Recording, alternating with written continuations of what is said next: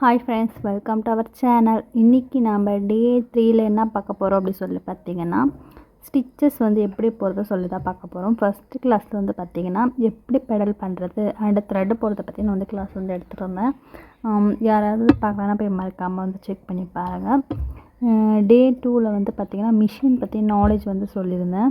த்ரெட்டில் problem இல்லை ஸ்டிச்சஸில் ஏதோ problem வருது, மிஷின் ஏதோ ப்ராப்ளம் வருதுன்னா அது எப்படி சால்வ் பண்ணுறதுன்னு சொல்லியிருந்தேன். ஆனால் இந்த வீடியோ புதுசாக பார்க்குறவங்களா இருந்தால் மறக்காமல் போய் அதை செக் பண்ணி பாருங்கள். இப்போ வந்து நம்ம இது வந்து ஸ்டிச்சிங் கிளாஸ் வந்து எப்படி வந்து ஸ்டிச் பண்ண சொல்லி பார்க்கலாம். புதிதான அதிகாலையோ புகை சூடும் நெடுஞ்சாலையோ உன்னோட நான் நடந்தாலே இப்போ வந்து நான் இந்த பாபின் கேஸ் வந்து உள்ளே இன்சர்ட் பண்ணலான்னு சொல்லிட்டு போட்டு என்ன பண்ணிட்டேன், நல்லா வந்து ப்ரெஸ் பண்ணிட்டேன், அழுத்தி வந்து ப்ரெஸ் பண்ணிட்டேன். என்னாச்சுன்னு பார்த்தீங்கன்னா இங்கே வந்து ஸ்டெக் ஆகிடுச்சு. எனக்கு வந்து இந்த இடத்துல வந்து பார்த்திங்கன்னா வீல் நகரவே இல்லை. நான் மூவ் பண்ணி காமிக்கிறேன், எனக்கு நகரவே இல்லை. நல்லா இங்கே வந்து ஸ்டெக் ஆகிட்டுருக்கு. இந்த மாதிரி நேரத்தில் என்ன பண்ணுவாங்கன்னு சொல்லி பார்த்தீங்கன்னா, ஒரு சிலர்லாம் இங்கே வந்து பெடல் வந்து இதெல்லாம் ரிமூவ் பண்ணி அந்த ஹேண்ட் வீலை வந்து ரிமூவ் பண்ணி நம்ம வந்து இங்கே பார்க்கணும்னு சொல்லுவாங்க. நான் வந்து போன வீடியோவில் நான் வந்து சொல்லியிருப்பேன், டே 2 கிளாஸ் வந்து சொல்லியிருப்பேன்.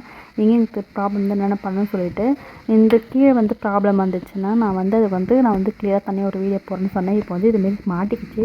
சரி ஓகே, நான் வீடு எடுத்து உங்களுக்கு ஷேர் பண்ணலான்னு சொல்லிவிட்டு வந்து போட்டிருக்கேன். இல்லை வந்து இப்போ நான் எப்படி அதை வந்து கிளியர் பண்ணுறேன்னு சொல்லிவிட்டு உங்களுக்கு வந்து காமிக்கிறேன். இப்போது இந்த மாதிரி ஆச்சுன்னா இங்கே வந்து பெல்ட்டை வந்து எடுத்துகிட்டு நான் வந்து பெல்ட்டை வந்து கழட்டி வந்து விட்டுருக்கேன். கீழே பெரிய வீட்டில் வந்து கழட்டி வந்து எடுத்துருக்கேன். மேலே வந்து அப்படி தான் இருக்குது. இப்போது மிஷினை வந்து தூக்கிக்கிறேன். மிஷினை வந்து தூக்கிட்டு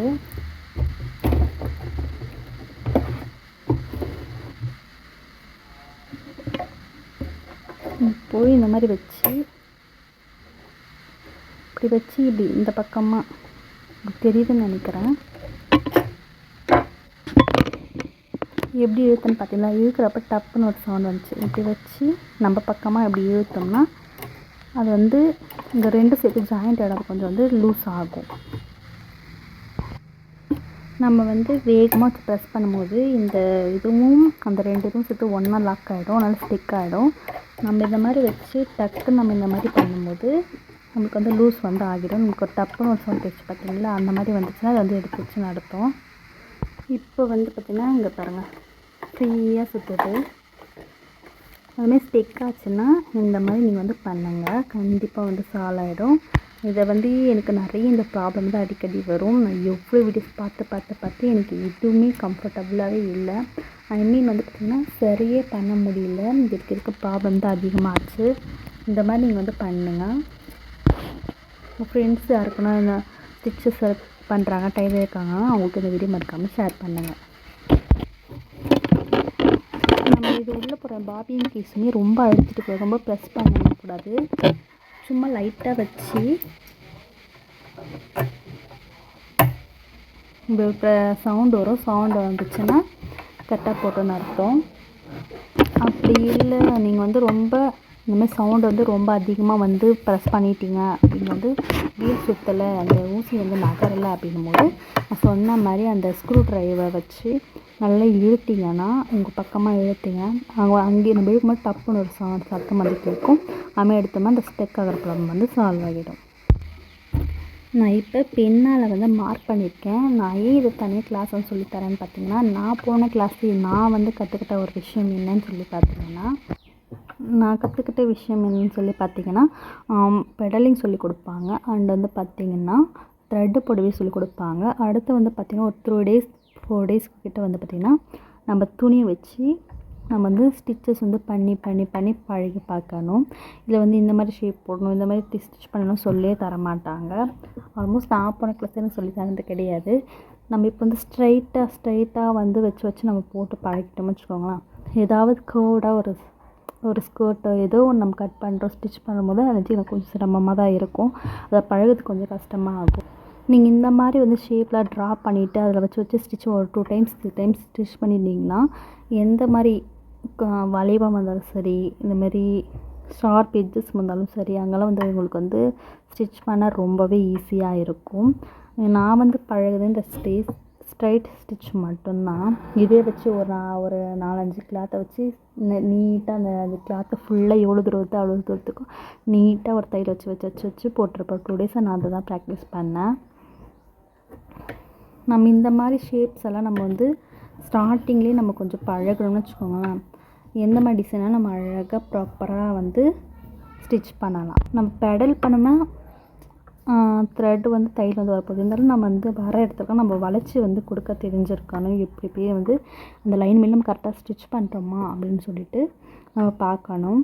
எப்படி உங்களுக்கு வந்து ஃபஸ்ட்டு இப்போ நீங்கள் டைலிங் கற்றுக்கிறீங்கன்னு சொல்லும்போது கொஞ்சம் வந்து சிரமமாக இருக்கும். ஒரு 2 டேஸ் வந்து பழகிட்டிங்கன்னா உங்களுக்கு ஈஸியாக வந்து வந்துடும். நம்ம ட்ரா பண்ண அந்த லைன் மேலேயே நம்ம வந்து ஸ்டிச்சஸ் வந்து போடணும். அதுதான் இப்போ இம்பார்ட்டண்ட்டு.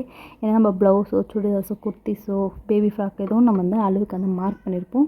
அந்த லைன்லேயே நம்ம வந்து ஸ்டிச் பண்ண நம்ம இப்போ வந்து பழகணும்னு வச்சுக்கோங்களேன். நம்ம ட்ரெஸ் ஸ்டிச் பண்ண நமக்கு ரொம்பவே ஈஸியாக இருக்கும்.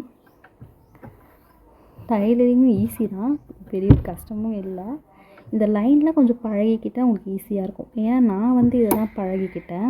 எனக்கு இந்த மாதிரிலாம் யாரும் சொல்லித்தரல. அதான் நான் கூட எனக்கு ஷேர் பண்ணேன். இப்போ நான் ஃபஸ்ட்டு ஸ்ட்ரெயிட் லைனை வந்து ஸ்டிச் பண்ணி காமிக்கிறேன்.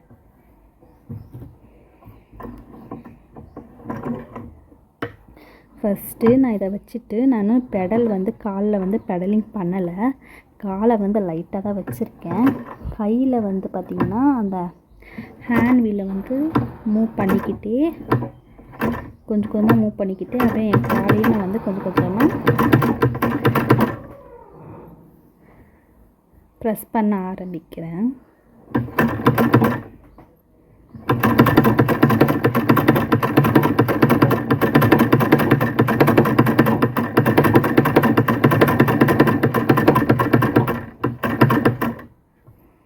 கொஞ்சம் ஸ்ட்ரெயிட் லைன் வந்து முடிச்சாச்சு. இது வந்து கொஞ்சம் ஓல்டு கிளாத்னால கொஞ்சம் இது தையல் வந்து ஒரு மாதிரியாக வருது. இப்போ த்ரெட்டு வந்து எடுக்கும்போது எப்படி இருக்குன்னு சொல்ல, கிளாத்தை வச்சுட்டிங்கன்னா கொஞ்சம் இதுமாரி மேலே வந்து நீடில் வந்து எடுத்துருங்க. எடுத்துட்டு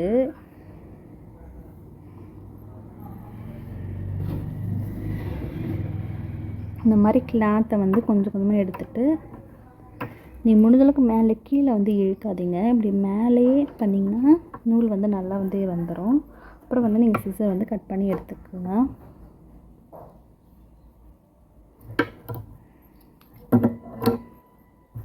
நம்ம இதிலே வச்சு அந்த ஒரு சிலர் என்ன பண்ணுவாங்க பார்த்தீங்கன்னா, அப்படியே இப்படி ஊசி மேலே எடுத்துகிட்டு அப்படியே வந்து இழுப்பாங்க. கிளாத்தை வச்சுட்டு இந்த ஊசி மேலே எடுத்துகிட்டு அப்படியே இப்படி வந்து இழுப்பாங்க. ஏன்னா இழுத்துமே இங்கே வந்து நூல் வந்து த்ரெட் வந்து வரும் இல்லையா, இழுத்து வந்து வரும்போது நம்ம அதை வந்து கட் பண்ணிடலாம் அப்படின்னு சொல்லிட்டு அதுமாதிரி பண்ணக்கூடாது. ஊசி வளைஞ்சிடும், இல்லைனா ஊசி வந்து உடஞ்சிரும். அதுமாதிரி இழுக்காதீங்க. இந்த மாதிரி வச்சுட்டு பொண்ணுமே கொஞ்சம் கொஞ்சமாக மூவ் பண்ணி எடுத்துகிட்டு உங்களுக்கு எந்த அளவுக்கு வேணுமோ அந்த அளவுக்கு கொஞ்சம் கொஞ்சமாக த்ரெட்டு வந்து வர மாதிரி எடுத்துகிட்டு அப்புறம் வந்து கட் பண்ணி எடுத்துக்கோங்க. இப்போது எந்தெந்த இடத்துல நம்ம எப்படி வந்து வளைக்கணும் அப்படிங்கிறத நான் வந்து உங்களுக்கு வந்து ஷேர் பண்ணுறேன்.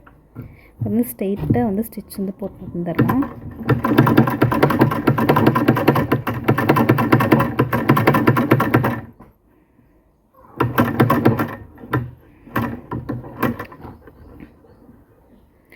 நான் இப்போ இந்த ஸ்ட்ரெயிட் ஸ்டிச் வரைக்குமே அந்த ஸ்டிச்சஸ் வந்து கொண்டு வந்து நிறுத்திட்டேன்.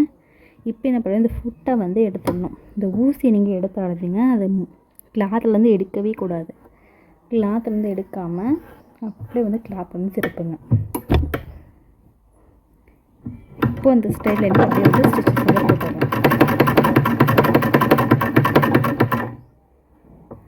இப்போது இந்த ஃபிட்டை வந்து எடுத்துடணும். கிளாத்தை வந்து திருப்பிக்கிட்டேன். அந்த லைன் மேலேயே வந்து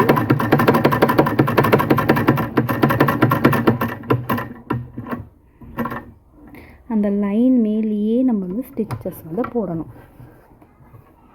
ஃபஸ்ட்டில் வந்து உங்களுக்கு கொஞ்சம் சிரமமாக தான் இருக்கும். அந்த லைன்லேயே நீங்கள் வந்து ஃபாலோ பண்ணி போடுறது கஷ்டம். ஒரு 2 டேஸ் 3 டேஸ் நீங்கள் வந்து கரெக்டாக அந்த ட்ரா பண்ண லைன் மேலே கரெக்டாக பர்ஃபெக்டாக ஸ்டிச்சஸ் வந்து போட்டுறீங்க அப்படின்னும்போது நீங்கள் அதை வந்து ட்ரை பண்ணதை விட்டுடலாம்.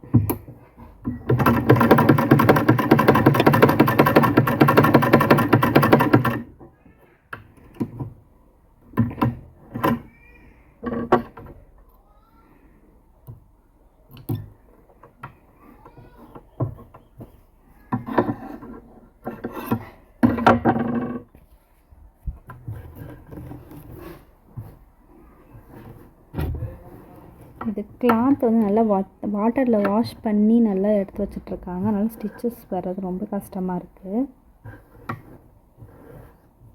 புது கிளாத்தாக இருந்தால் கொஞ்சம் நல்லாயிருக்கும் ஸ்டிச்சஸ் வந்து போடுறதுக்கு. அதேமாரி நீங்கள் பாருங்கள், என்னென்ன ஷேப் வந்து போட்டிருக்கோன்னா அந்த ஷேப்பில் வந்து நீங்கள் வீட்டில் கண்டிப்பாக வந்து ஸ்டிச்சஸ் வந்து போட்டு ட்ரை பண்ணி பாருங்கள்.